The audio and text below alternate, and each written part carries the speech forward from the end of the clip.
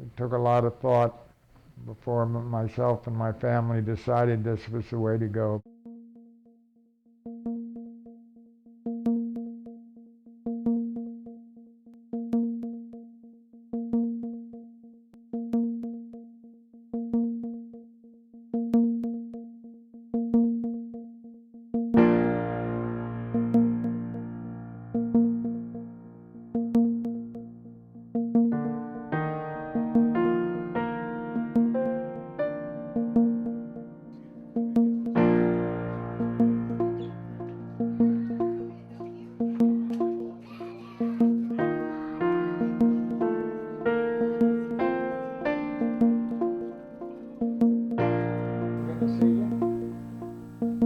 You don't have a boyfriend. Boyfriend, good to see you on I don't have a boyfriend. You're Daniel.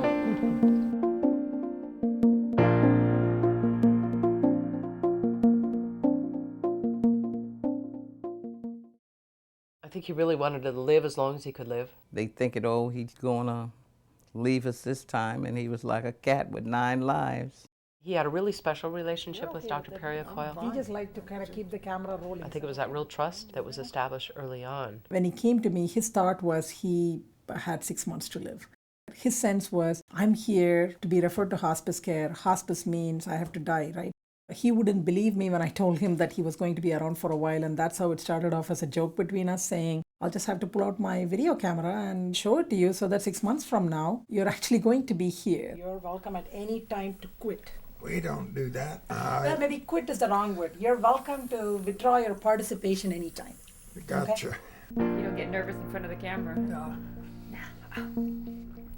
Not too bad.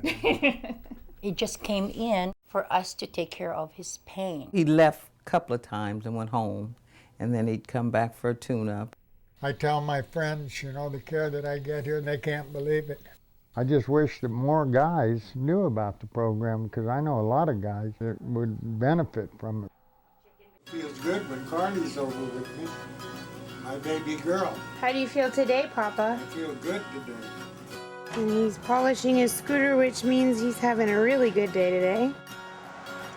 Yay! Papa took you on a scooter ride. And here comes Carly. Say hi, Carly. Hi. And here comes Papa. I'm really close to my grandchildren, and something you'd have to be around to see, but I really, really like being around the kids. And I've got a daughter that I'm very attached to that does just about everything for me. I don't know what I'd do without Kelly. It's been a long, long time since I was in the service. I got out in 1954. But I was a minesweep sailor. I was on 5 different minesweepers, cutting mines most of the time. The very first day that we got to Korea, the ship they were putting me on, an LST, was under fire, and I was petrified. I'd never been out of my hometown, let alone over in Korea. I had just turned 17 years old.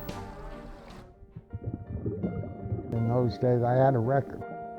I could hold my breath for over 5 minutes with no kind of assistance whatsoever. You never go under alone anyhow. You always use a buddy system. Well, it just so happened that 2 guys were with me. Both had circumstances they had to get up, and I was down there by myself, hung up. My diving gear hooked up on a bolt under the bottom of the ship. Before they came down and got me, I was out cold. That's what I told you when I first met you, why I was so afraid of dying of suffocation. Because that was the most ungodly experience I ever went through in my life. He was a ladies' man, not a bad-looking guy. I know he loves women. I was married 9 times, and I had 11 children.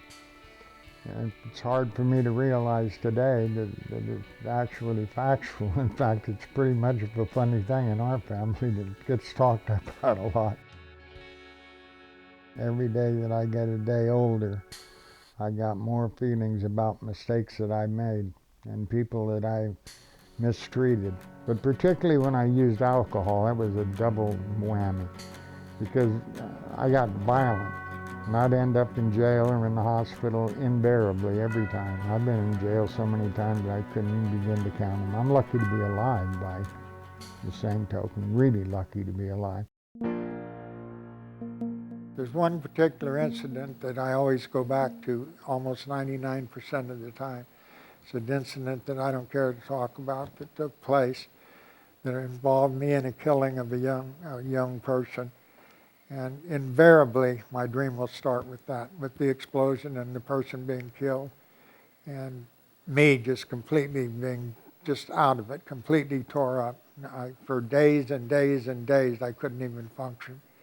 It was all I could do to do my duties. That incident, it took him a very long time to feel comfortable enough with me to tell me about it. He had never told anyone about it in, I don't know, like 30 years of all the therapy and training that he had had. My first wife and I couldn't have children. And in the zone that I was in, there were a lot of Koreans that weren't on one side or the other that would come out to the ship on a daily basis and beg for food. There was this little 6-year-old that would come out all the time and actually come aboard the boat with us and visit with me mostly more than anything. And I got it made up in my mind to try to adopt that child. She had no family. Nobody took care of her. She took care of herself at 6 years old. And I would see that she could get food as much as she could possibly get. And a lot of the guys helped me and knew what I was doing. The commanding officer on the ship was trying to process the paperwork for me, so when I was discharged, I could actually get custody of that child. We had a couple of destroyers, the battleship, and we were just sitting dormant, and she was alongside the boat with me. Some gook went in a sampan alongside of another minesweeper and threw a hand grenade up on deck and killed 2 soldiers. So I told her, I said, she was in a little boat by herself, get shore right away, there's going to be awful stuff's going to go on here, get out of here. So she started heading for shore. They cut loose on every small boat that was out there, and with me watching her 25 yards, 30 yards away, they blew her to pieces, to smithereens. There wasn't a piece of that boat or her in the water any smaller than that, BJ. I dream about it constantly. It lives with me every single stinking day of my life. I can't get over it. You wanted to know about what it is, that's what it was. I'm not over it today.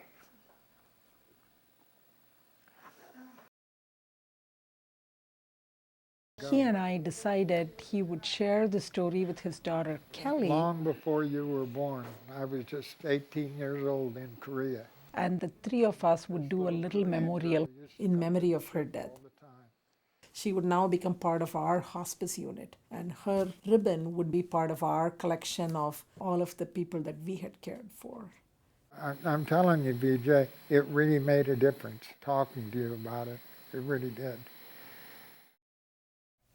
I go to VFW meetings, and 99% of the people there when I first started going didn't even know what palliative care was. They never heard of it. And the more I've talked to people, the fewer people that I find that even know it exists. So they find me talking about it constantly, in fact, probably overdoing it. But as far as I'm concerned, it's the greatest thing since sliced bread.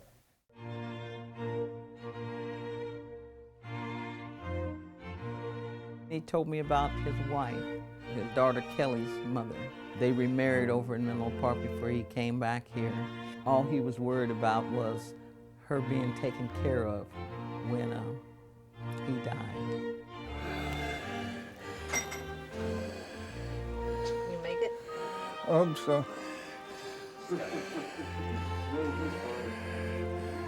Jim, will you have Wanda to be your wife, and do you promise to love her faithfully as long as you both shall live? Absolutely.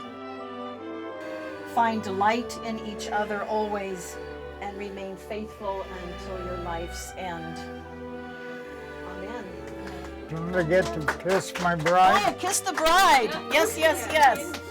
We've got a lovely little family that I feel we're kind of putting back together, and it makes me feel really good. It was towards the end of life that it was more difficult with his breathing.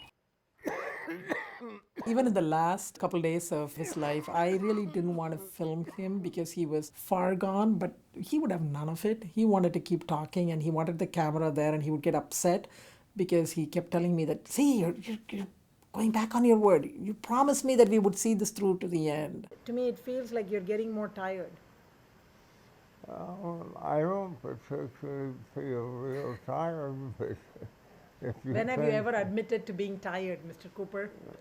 I'm not going to say I'm tired, but I got a whole lot more to say.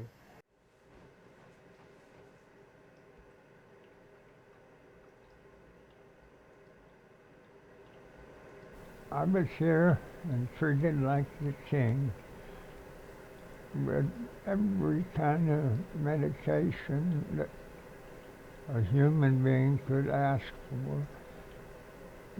There couldn't be any better medical treatment anywhere in the world. I don't care where it was. I know the things that I want to say about the parts of my life that are good and the parts that have been bad. This was my idea to show benefit to my comrades, the fellows that I served with. This is my way of showing them how it comes down.